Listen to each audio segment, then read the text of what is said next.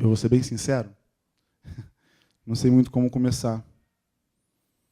Mas essa semana, aconteceram alguns eventos na minha vida, tive algumas experiências, eu gostaria de compartilhá-las. E me veio, durante essas experiências, me veio na cabeça uma coisa que o Cidinho falou aqui um tempo atrás sobre o grande tecelão, né? E também me lembrei de uma cena do filme, não me lembro qual filme agora, acho que Você Acredita, né?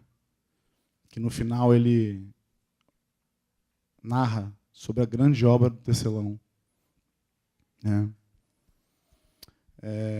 Eu não sei quantos sabem, né? Mas quem está mais perto aí, mais relacionado, pôde se alegrar no domingo passado com Monique e Neemias, né? Acerca da gravidez, da gestação. Talvez o que todos não saibam é que eles perderam o bebê, né? Eu estou falando isso aqui com a devida autorização dela, nem pedi para o Neemias, me perdoa, mas pedi para a mãe. E todo mundo sabe o quanto esse casal tem esperado por um filho. Eu estou bem pertinho deles, sei bastante. E para mim não foi tão doloroso quanto para Monique e Neemias, mas foi muito doloroso também.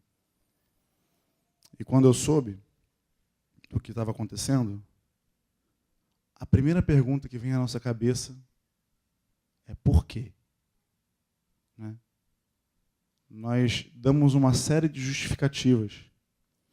Eu não vou, talvez eu não abra a Bíblia com você aqui hoje, né? Eu quero falar aquilo que Deus falou comigo nesse processo. Então, eu tenho uma história bíblica para compartilhar com vocês e tenho as experiências que passei. Eu gostaria que isso viesse de maneira profética na tua vida, que você discernisse aquilo que Deus faz conosco. Entende?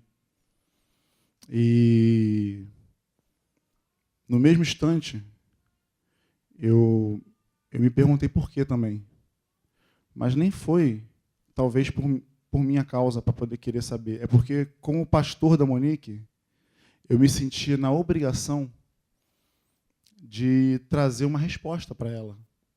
Um homem que é conectado com Deus, um homem que tem a palavra de Deus nos lábios, um homem que tem pastoreado a vida deles aí ao longo de alguns anos, né? Eu me senti nessa obrigação, me senti cobrado por isso. E a minha vontade era de, Senhor, fala comigo, me dá uma resposta. Curiosamente, durante esse processo, eu peguei um livro do Hernandes Dias Lopes, chamado Vitória em Tempos de Crise. E esse livro, eu peguei ele por um motivo, né? Vamos ver o que esse título vai falar comigo aqui, que o título é interessante. E ele falou sobre a história de José. José do Egito. Quantos conhecem José do Egito aqui, para poder facilitar a minha vida?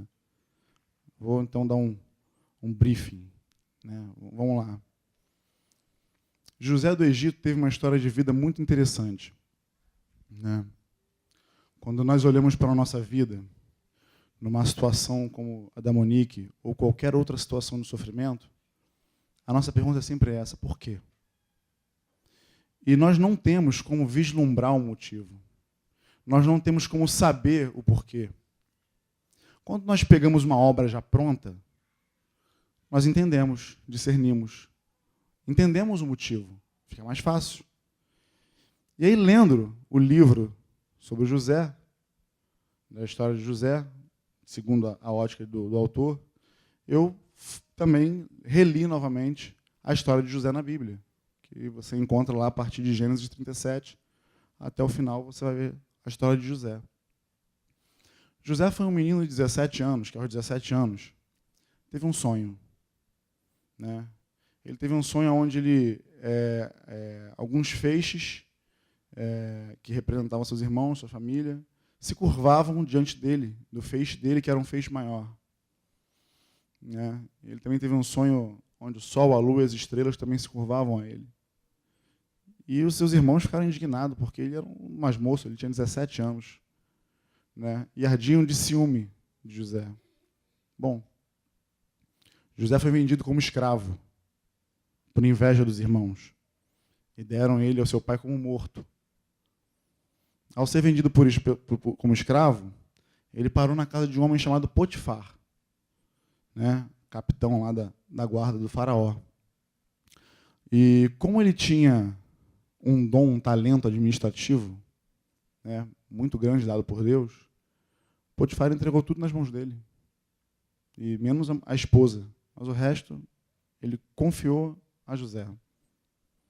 José era um homem bonito, né? E a esposa de Faraó, de Potifar, começou a querer se deitar com ele. Não foi assim? Ao ponto de agarrar ele pela túnica e ele ter que deixar a túnica na mão dela. E sair correndo dali. E, para que ela não ficasse difamada e mal falada, ela inventou a mentira contra José, porque ele era um escravo. Mesmo sendo um mordomo com tamanha autoridade, ele ainda assim era um escravo. Então ela plantou, forjou as provas contra ele, e a palavra dela era inquestionável, e ele foi para a prisão. Ficou preso, foi preso. Ficou preso, se eu não me engano, pelo menos, no mínimo, aí, por 2 anos. Né?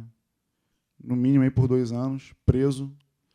E como ele também tinha um dom, né, continuava tendo dom, o carcereiro-chefe confiou a ele a administração da prisão. Né? E ali chegaram 2 copeiros, um copeiro e um padeiro do faraó, presos. Não é assim? Foram presos, tiveram um sonho, e José revelou o sonho deles para eles. Um ia morrer e o outro ia ser restituído ao seu cargo. Aí José pede um favor ao copeiro que foi restituído. Ele fala assim, se lembra de mim lá com o faraó, intercede por mim.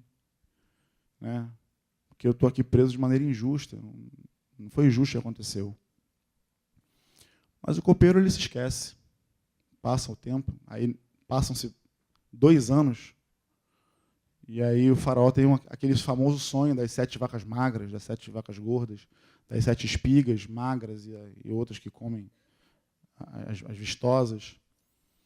E aí o faraó faz um censo, lá chama todos os magos, sábios, entendedores lá para poder revelar o sonho, mas ninguém revelou, ninguém foi capaz de revelar. E aí o copeiro se lembra de José. Ele chega até a confessar o seu pecado a Faraó. Fala, agora chegou o dia de eu confessar as minhas faltas. Né? Porque no dia que eu fui preso, no dia que o Faraó se irou contra mim, e contra o padeiro lá, fui lançado na prisão, e tinha um homem lá, um hebreu, um escravo hebreu, que transliterou o sonho para nós e foi tal qual ele falou. Revelou para nós e aconteceu. Então, chama esse homem. Né? E aí José ele faz a barba, se limpa, toma um banho, troca de roupa e se apresenta diante do faraó. E a partir dali ele revela o sonho ao faraó. Uma vez o sonho revelado, ele é colocado somente abaixo de faraó. Acima dele só tinha o faraó, para baixo não tinha mais ninguém.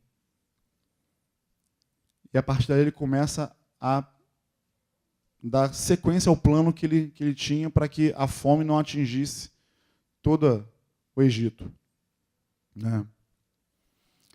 A história vai se desenrolando, a gente vai ver que José ele morre ali no Egito, ele morre aos 110 anos de idade, tem 2 filhos, os seus irmãos vêm vê-los, enfim, uma série de detalhes sobre a vida de José que nos traz vários ensinamentos, não tem como.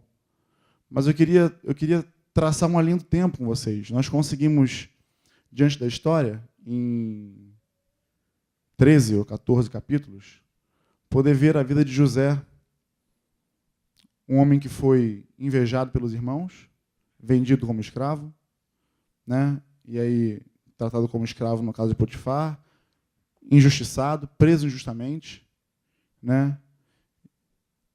Só sofrimento e dor.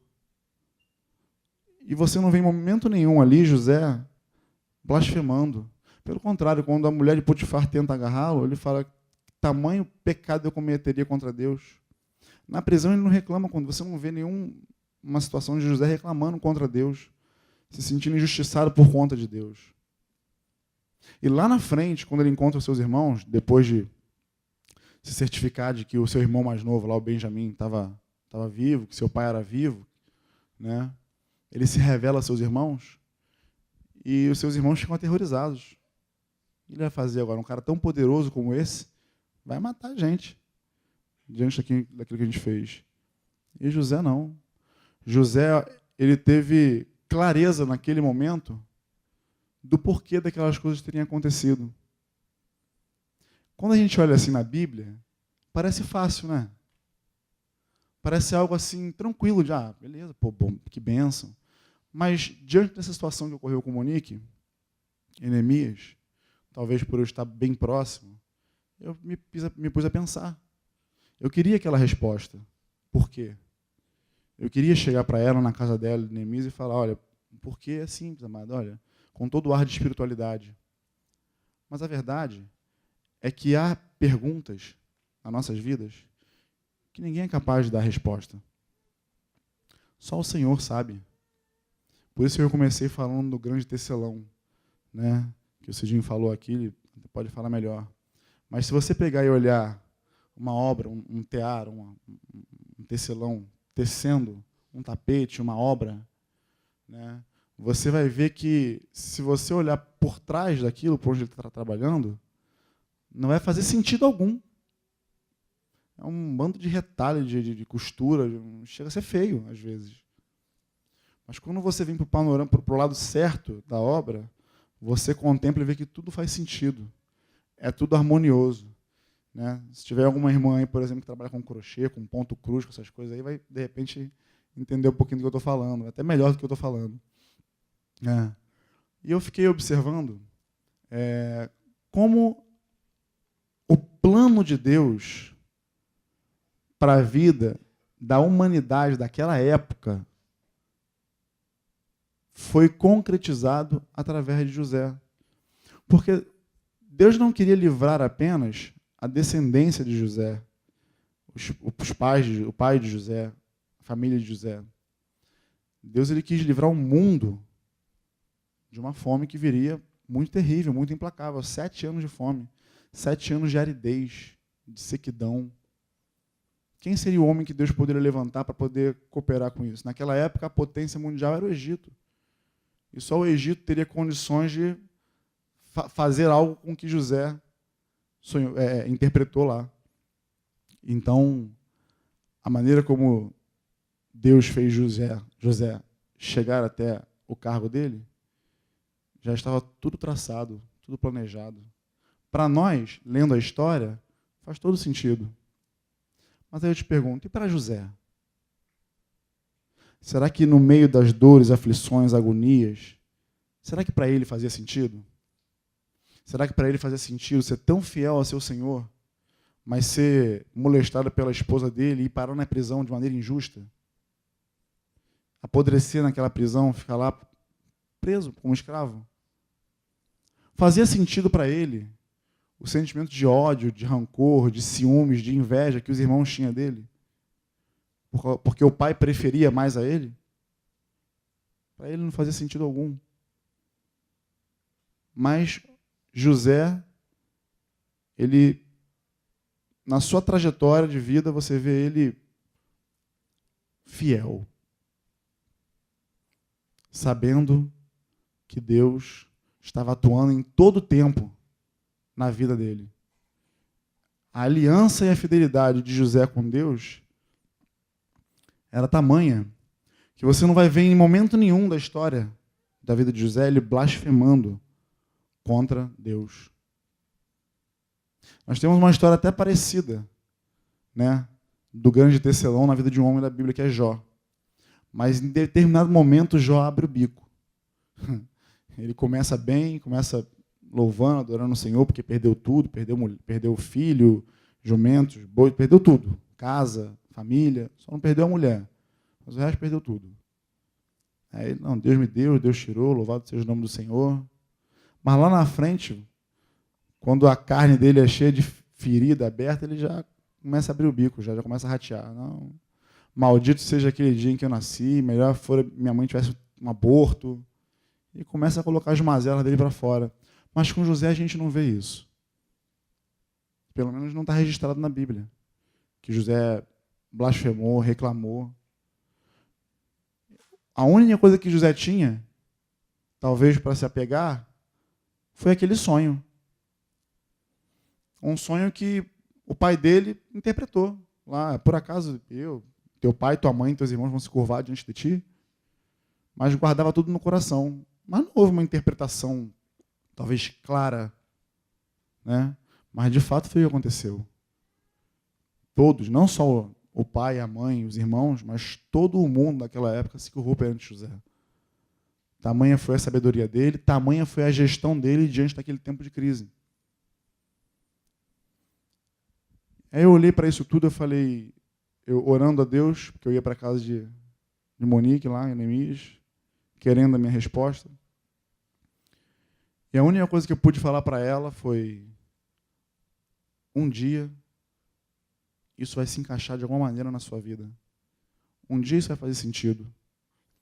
Pode não parecer, pode inclusive parecer que Deus está longe. Pode parecer que nesse momento de dor, Deus não está perto. Por isso vêm as perguntas, os questionamentos.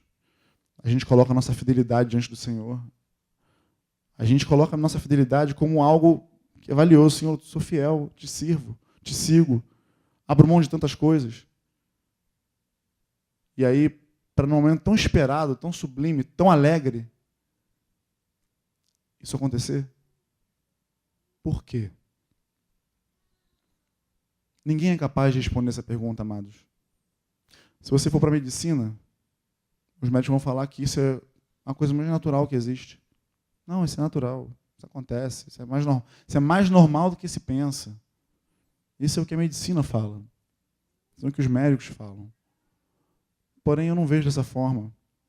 Porque quando eu olho para cá, por exemplo, eu vejo na grande obra de um tecelão, do tecelão maior, eu vejo cada um de nós como linhas, como pontos, que faz parte de uma grande obra. Então, talvez você também esteja passando por um momento de agonia, de dor, de aflição. Talvez a situação financeira está muito apertada, isso desencadeia diversos problemas. E aí a gente começa a perguntar a Deus por quê. A gente começa a questionar o Senhor por que motivo, por que tanto sofrimento, por que tanta agonia, por que tanta dor. Esperando dele uma resposta. E como se essa resposta fosse trazer alívio ou como se fosse trazer a solução para tudo. Mas se estamos passando, é porque tem um motivo. O difícil é querer esperar do homem uma resposta para esse motivo. O difícil é você querer olhar para um Cidinho, para um Uziel, para um Franco, homens de Deus, e falar, você precisa me dar uma resposta, porque você é um homem de Deus. Somos homens. Não temos todas as respostas. Mas eu garanto uma coisa, como eu garanti para a Monique. Um dia vai fazer sentido. Eu pude compartilhar com ela uma história minha, na gravidez da Ana Júlia. Quer dizer, da Ana Paula com a Ana Júlia. Que onde, com 4 meses, né, de gestação, a gente descobriu que a Ana Paula tinha toxoplasmose. E aí eu não sei quantos entendem, né, o que pode acontecer com uma gestante que tem toxoplasmose. Pode acontecer diversas coisas. O neném pode nascer defeituoso, enfim, retardo mental, cego, surdo, mudo, enfim.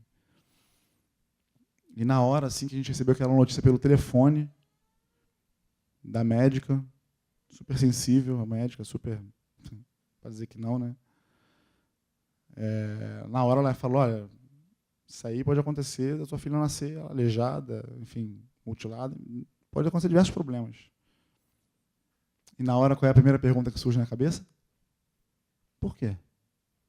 Por que Deus? Sou missionário, abri mão da minha vida, abri mão do meu trabalho, abrir mão dos meus sonhos. Tudo isso para te servir. Por que tu está fazendo isso comigo?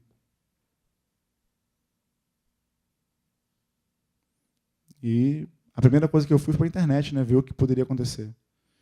O Jairinho, nessa época, morava com a gente. Ele falou, cara, não vai para a internet. Calma, fique em paz. Calma. Mas eu já tinha ido já. E a gente chorou naquele dia. Só naquele dia. Eu decidi entrar na peleja para minha filha em oração. E a gente esteve no dia seguinte nessa médica e ela passou um exame. E esse exame ele consistia de perfurar a barriga da Ana Paula com uma agulha para chegar até a placenta e colher um líquido amniótico para poder fazer um exame, para poder saber se a toxoplasmose havia passado para o neném ou não. E naquele mesmo instante a gente não teve paz, a Ana Paula não teve paz, eu também não tive paz. A gente perguntou, mas já está crescido, né? Está grandinho, corre risco de aborto?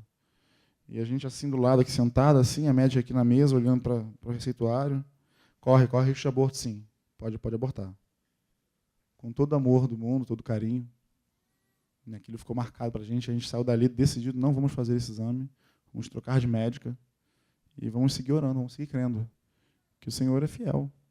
Vamos seguir orando pela nossa filha. Fomos a outra médica, foi a médica que fez o parto da Ana Júlia, ela pediu um teste, ela explicou para a gente que realmente era um exame que envolvia muito risco, que ela não recomendava aquele exame. E ela falou, você já fez um teste chamado teste de avidez?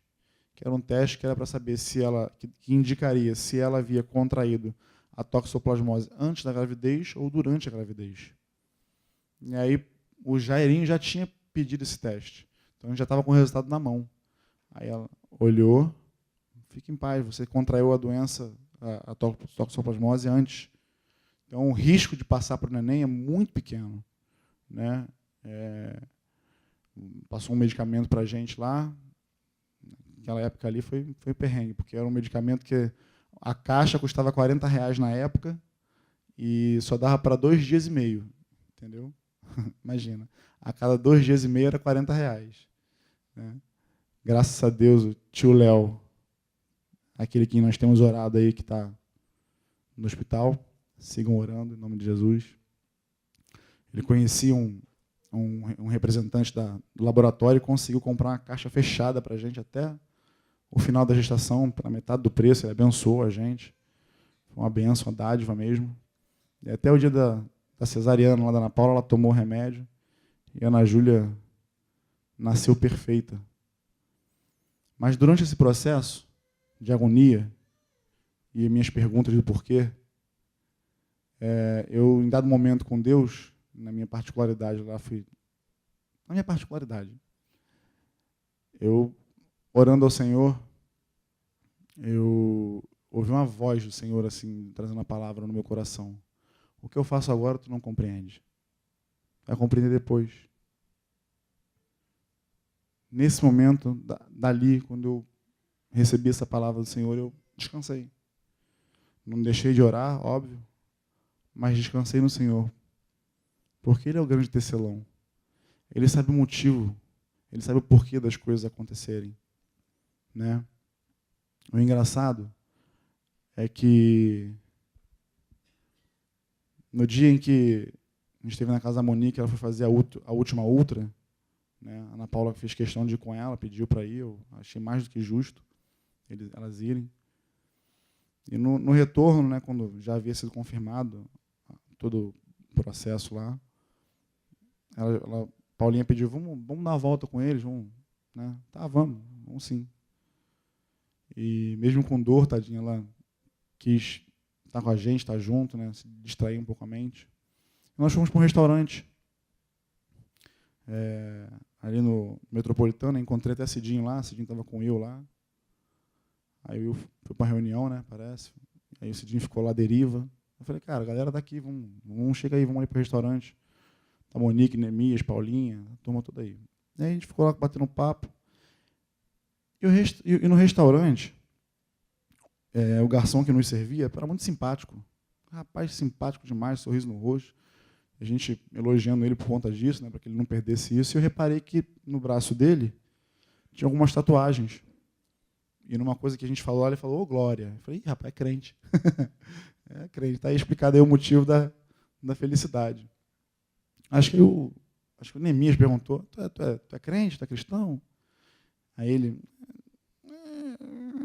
deu aquela rateada, né? Eu falei, ih, rapaz, desviado. Não, minha mãe é da igreja, fala comigo o tempo todo, desviado. Eu falei, rapaz, eu não sei se é sorte sua ou se é azar o seu, mas, pô, tem bem um pastor sentado nessa mesa, cara. E toda vez que o cara ia e voltava, a gente estava, né, dava umas catucadas nele. Aí chegou Neilson, a Adriana, Girlane, a Joyce. A gente está lá, o cara está indo servindo para cá, a gente está catucando ele. Fala, rapaz, se arrepende, Jesus está voltando, pregando. E a gente, assim, buscando uma descontração, procurando distrair Monique e Neemias daquele episódio, não ignorando o fato, mas tendo o entendimento de que o Senhor é soberano sobre todas as coisas. E aí a gente está lá batendo papo, conversando, rindo, descontraindo, né? Minha hora vai passando, os clientes vão indo embora. É quando a gente olha assim, a gente daquele nosso jeitinho, né? Nosso costume de fechar tudo, o lugar que a gente vai, a gente fecha. A gente olhou a volta assim, não tem mais ninguém. E aí, o Espírito Santo, fui tomado pelo Espírito Santo, só dizendo assim, pedi a conta lá para o garçom, ele trouxe a conta e tal, eu olhei para ele e falei, rapaz, deixa eu te falar uma coisa. Você está vendo todo esse pessoal aqui? Nós estamos aqui hoje, nós não estamos comemorando nada, nós estamos aqui rindo, descontraindo, mas nessa mesa aqui, tem um casal que perdeu um filho hoje. A gente está aqui para poder estar junto, como família, para chorar com os que choram e se alegrar com os que se alegram. E eu entendo o motivo de eu estar aqui hoje. Eu entendo o motivo de você estar nos servindo. Nada acontece por acaso. Não existe coincidência. Né? Aí, quando o Cidinho chegou, eu falei assim, cara, tá estreitando para tu, porque agora tem 2 pastores na mesa. Entendeu? Vai dar ruim. E no final eu falei assim, você acha que é coincidência? Um casal aqui em luto, que perdeu uma gestação, e você, justamente você, que está desviado do Evangelho, que sabe que precisa voltar, que já declarou, que já passou da hora de voltar, nos servir? Nada acontece por acaso.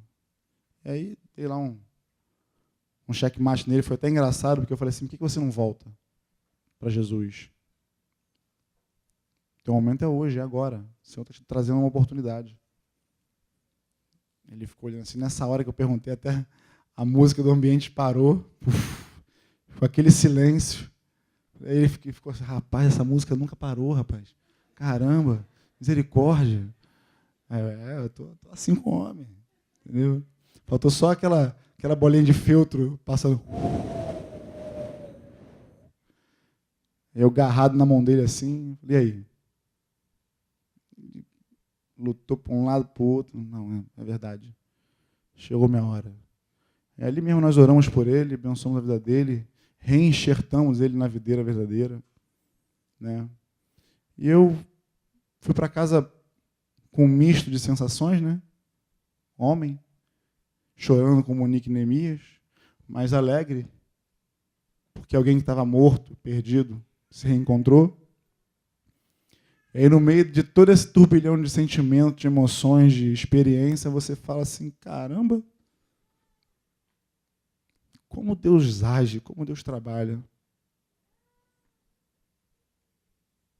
Eu não quero dizer que Deus permitiu que a Monique abortasse para que aquele rapaz fosse salvo. Mas eu quero dizer que Deus usou essa situação para que aquele rapaz encontrasse novamente o Senhor.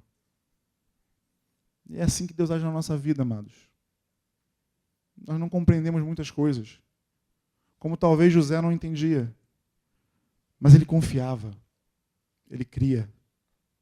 Em momento algum, José duvidou de Deus, ou blasfemou, ou se irritou, ou se desviou, perdeu a fé. Ele era fiel ao Senhor. E é isso que nós temos que ser. Independente das circunstâncias. a palavra não nos diz que a nossa vida será mar de rosas. Pelo contrário, Jesus fala lá, se me odeiam, quanto mais vocês são meus seguidores. Não é assim? Se o mundo me odeia, imagina vocês. E aí eu queria oferecer a vocês um videozinho que talvez alguém já deva ter visto, para talvez contextualizar e a gente pudesse vislumbrar uma coisa do que eu estou querendo falar.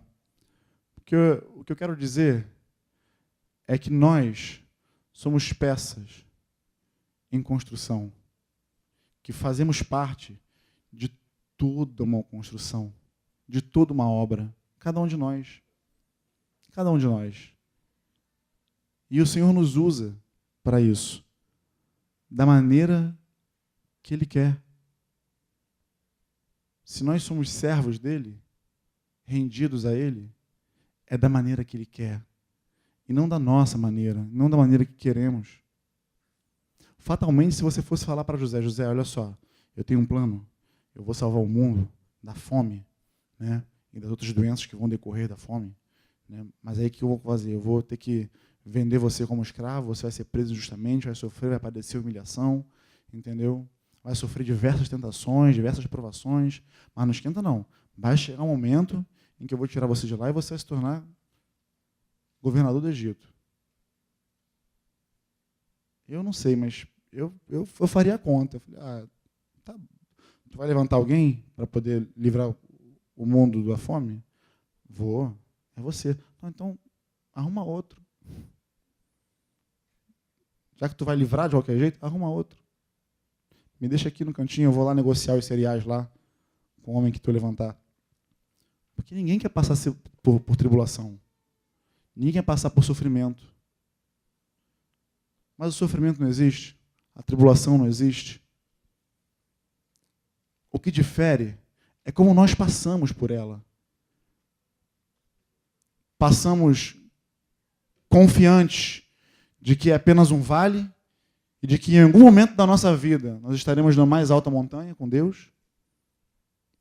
Ou passaremos blasfemando, espraguejando, perguntando por quê? Questionando o grande tecelão que sabe exatamente o que está fazendo, que tem na sua frente toda a obra contemplada, mas nós estamos atrás da obra. Eu acho interessante, no meio disso tudo, um texto me saltou aos olhos, que eu nem li, eu só me lembrei. Não me saltou aos olhos, não, me veio à mente. Né? É um texto de Coríntios 13, que era um texto assim, que dentro do contexto de Coríntios 13 fica assim meio desconexo para mim. Né? Eu falei, meu Deus, o que Paulo está querendo falar aqui? Realmente nunca tinha tido assim, essa revelação. Tem entendimento, mas não há revelação.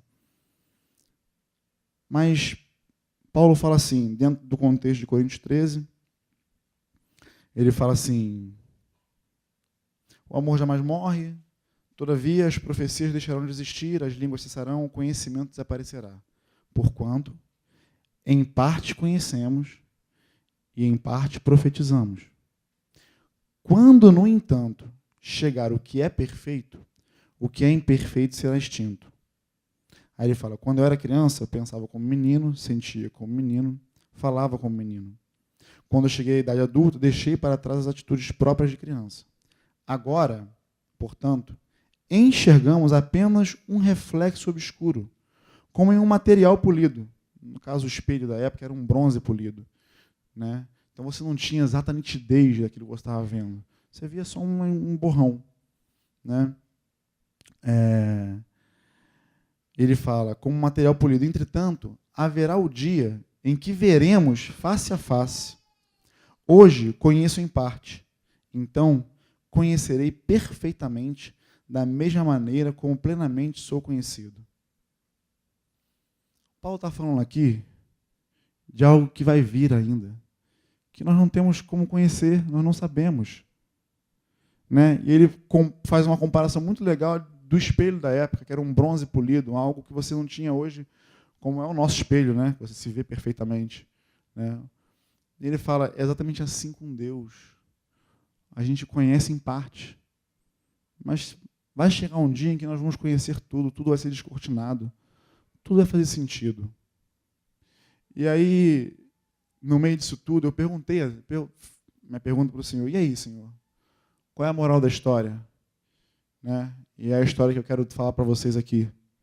Né? A moral da história, amados, e aí eu falo assim diz o Senhor, posso tomar a ousadia de falar, Ele continua sendo Deus. Ele continua fazendo. Não importa pelo que você tem passado ou pelo que você vai passar. Ele continua ao seu lado. Ele é Deus. Você pode não entender. Você pode até nem saber. Mas Ele sabe. No dia que eu percebi o Senhor falando comigo, o que eu faço agora tu não compreende, mas você vai compreender depois. Eu descansei. Todas as minhas lutas, todos os meus questionamentos, todos os meus porquês cessaram. Não interessava mais saber porquê. A única coisa que me interessava é que eu confiava no Senhor e eu sabia que Ele dirigia a minha vida. Ponto. Houve paz na minha alma. Houve tranquilidade. Eu não sei, talvez, o motivo pelo qual você possa estar passando algo. Eu não sei o que você pode estar passando. Mas certamente Deus sabe. E certamente, em algum momento, isso vai fazer sentido. Vai cooperar contigo. Vai trazer benefícios para você que agora você não enxerga. Entende? Nós não temos como avaliar a obra de um artista, a não ser que ela esteja pronta. E a gente pode tentar entendê-la. É dessa maneira que Deus atua nas nossas vidas. Né? Nós precisamos confiar. Confiar que Ele é Deus. Confiar que Ele é Senhor. Confiar que Ele usa, como usou a história de Monique e Neemias, para marcar a vida daquele homem naquele restaurante. O último lugar que ele poderia imaginar na vida dele, que ele seria confrontado com o Senhor, seria no local de trabalho dele. Que alguém iria orar por ele naquele ambiente de trabalho tão corrido. Mas no meio do bate-papo, da descontração, da conversa, não tinha mais ninguém no restaurante. Só nós. E aí, graças a Deus pelo Espírito Santo, de nos trazer naquele momento ali sensibilidade, de ver que aquela vida importa. Deuteronômio 29 é um versículo que a gente brinca muito quando a gente não tem resposta para nada, né? Mas é interessante que Deus fala. As coisas encobertas pertencem ao Senhor nosso Deus, porém as reveladas nos pertencem, a nós e a nossos filhos, para sempre, para que cumpramos todas as palavras desta lei. Na NVT está assim: o Senhor nosso Deus tem segredos que ninguém conhece. Não seremos responsabilizados por eles, mas nós e nossos filhos somos responsáveis para sempre por tudo que Ele nos revelou, para que obedeçamos a todos os termos dessa lei. Vamos andar naquilo que somos revelados. Aquilo que não é revelado, a gente não precisa querer imprensar Deus na parede, porque em algum momento da nossa vida vai fazer sentido. Como quando José revelou aos seus irmãos, que estavam atemorizados de ver que ele poderia se vingar, e ele poderia mesmo, que ele tinha poder para isso, mas José foi muito feliz ao dizer: fica tranquilo, o mal que vocês intentaram contra mim, Deus o transformou em bem. Para quê? Para que eu pudesse salvar nossos familiares, nossas famílias, e não só a nossa família, mas todos aqueles que estão aqui, que não vão morrer de fome. Esse era o plano de Deus na vida de José. Quem somos nós para dizer o contrário? Amém? Podemos orar em nome de Jesus? Você pode ficar de pé? Pai, nós queremos, Senhor, seguir te adorando. Seguir, Senhor, te reconhecendo que Tu és Deus, e seguir, Senhor, sabendo que Tu continua fazendo. Tu continua cuidando, Senhor. Tu continua, Senhor, nos amando.